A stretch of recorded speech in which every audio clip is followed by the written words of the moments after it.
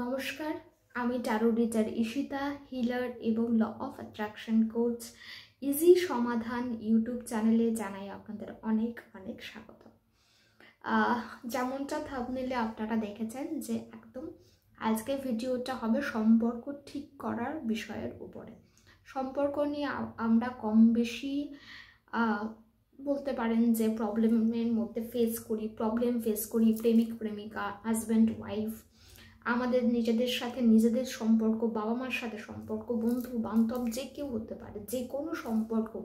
সেই সম্পর্ককে কি করে আমরা ঠিক করব, বা সেই সম্পর্কের মধ্যে যদি কোনো রকম প্রবলেম চলে এসেছে, যদি কোনো সমস্যা চলে এসেছে, তাহলে সেই সমস্যার থেকে আমরা কি করে নিজেদেরকে বার করব। এটা হচ্ছে মোস্ট একটা ইম্পর্ট্যান্ট কোয়েশ্চেন, বা বেশি যে মেসেজগুলো আসে বা যে বিষয়ের উপরে রিকোয়েস্টেড ভিডিওস আসে, মানে রিকোয়েস্ট করা হয়, সেটা হচ্ছে এই বিষয়টির উপরেই। কিন্তু আচ্ছা, এই বিষয়টিকে নিয়ে আমি কথা তো বলবই, কিন্তু এই জায়গাতে আমি বলবো দুটো আমি রেমেডি আপনাদের সঙ্গে শেয়ার করব। দুটো রেমেডি একটু মন দিয়ে আপনাদের শুনে নিতে হবে, বুঝে নিতে হবে, তাহলেই কিন্তু আপনারা দুটো রেমেডিকেই খুব সুন্দরভাবে করতে পারবেন, কোনো প্রবলেম আপনাদের সে জায়গায় হবে না। কিন্তু যেমনটা আমি বলি, প্রত্যেক ভিডিওতেই বলি, মানে এর আগে যারাই আমার ভিডিওস দেখেছেন তারা জানেন, আমি একটা জিনিস বারবারই বলি, যখন আমরা কোনো কিছু আকর্ষণ করতে চাই আমাদের সে বিষয়ে বিশ্বাস থাকা দরকার। বা দেখুন, আপনারা যে রেমেডি করে নিজেদের সম্পর্ককে ঠিক করতে চাইছেন, সেখানে তো আপনাদের বিশ্বাস থাকাটা দরকার যে আপনারা এই সম্পর্কটাকে ভালো করে ফেলবেন, যে চিট বা যে ফাটলটা ধরছে সেটা ভালো করে ফেলবেন, সে জায়গায় কোনো প্রবলেম আপনাদের আসবে না। সেই বিশ্বাস বা সেই আশ্বাসটা থাকা কিন্তু দরকার। এটা হচ্ছে মানে প্রথম কথা, যে কোনো রেমেডি, যে কোনো টেকনিক, যে কোনো আকর্ষণের যাই আপনারা করুন না কেন, এই ব্যাপারটা থাকা কিন্তু খুব দরকার। দ্বিতীয় কথা, আমরা কার জন্য রেমেডিটা করছি? আমি এমন কোনো মানুষের জন্য করছি যে বারবার আমাকে ঠকায়, যে ঠকিয়ে আমাকে চলে যায়, আবার আসে আবার আমাকে ঠকায়, মানে বারবার আমি চিটেড হই, বারবার আমার সঙ্গেই ভুল কাজটা হয়, আমি হিউমিলিয়েটেড হই, আমার উপরে অত্যাচার করা হয়, আবার আমি সেই মানুষটার সঙ্গেই কিন্তু বারবার যোগাযোগ করার চেষ্টা করছি, বারবার নিজেদেরকে অপমানিত হওয়ার সে জায়গাটা করে দিচ্ছি। সেরকম মানুষকে নিজের জীবনে অ্যাট্রাক্ট না করাই ভালো, বা আকর্ষণ না করাই ভালো।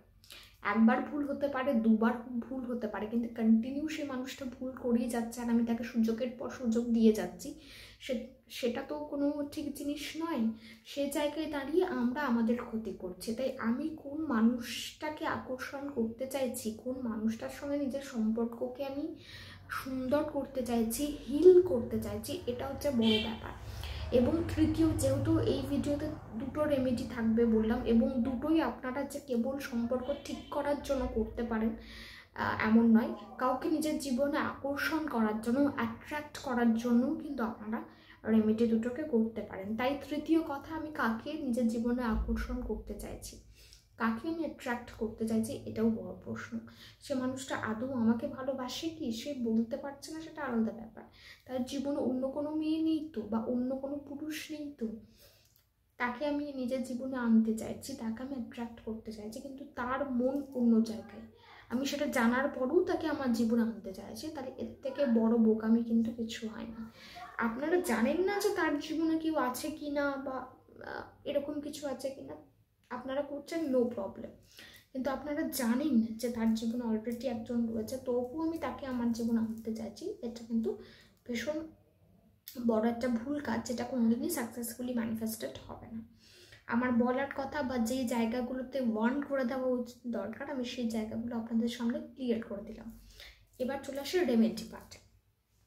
দেখুন, প্রথম কথা হচ্ছে, আগের দিন যারা হো ও পুনো পুনো প্রেয়ারটা দেখেছেন, বা আমি যেটা ছিল যে এমন একটি প্রার্থনা বা প্রেয়ার যেটি কিন্তু আপনাদের সমস্ত রকম শোক দুঃখ থেকে মুক্তি দেবে, হিল করবে, তো ঠিক ওই হো ও পুনো পুনো প্রেয়ারটাকেই আমরা কাজে লাগাবো, কিন্তু একটু অন্য ফর্মে, ঠিক আছে?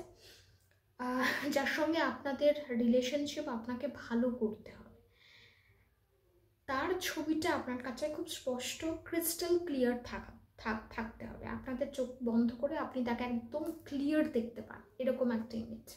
ঠিক আছে, এরপর এটিকে আপনাকে করতে হবে ঠিক রাত্রিবেলায় শুতে যাওয়ার আগে, ঘুমাতে যাওয়ার আগে। আপনাদের মোবাইল ফোন স্ক্রোল করা হয়ে গেছে, সমস্ত সোশ্যাল মিডিয়া প্ল্যাটফর্ম আপনারা ঘুরে ফেলেছেন, সব করছেন, এবার আপনারা মানে চোখ বন্ধ করলেই ঘুমিয়ে যাবেন।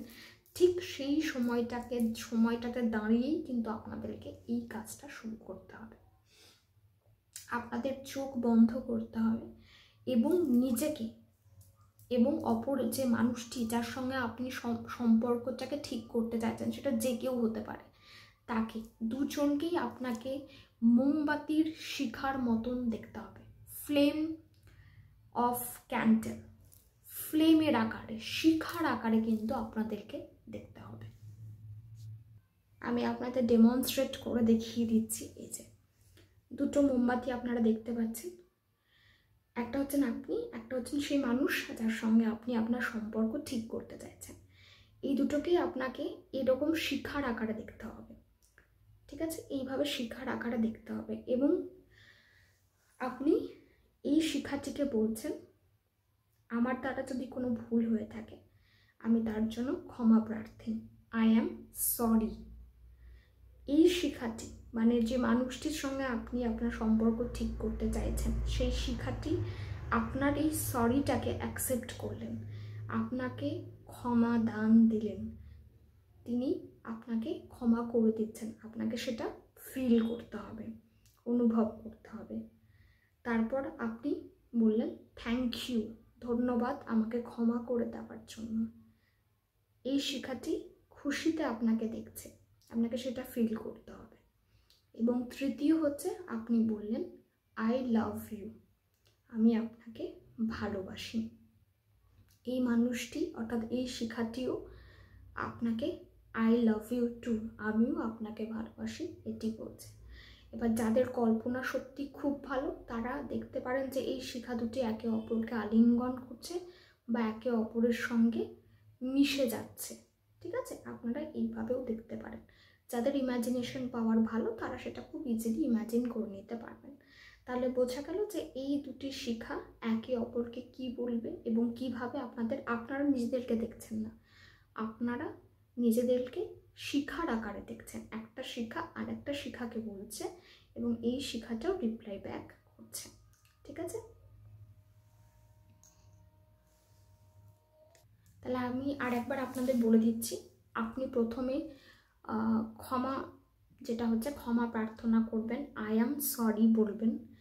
এই শিখাটি আপনার ক্ষমাকে অ্যাকসেপ্ট করবেন, আপনি সেটা অনুভব করতে পারছেন। তারপর আপনি বলবেন যে thank you for giving me, আমাকে ক্ষমা করে দেওয়ার জন্য ধন্যবাদ।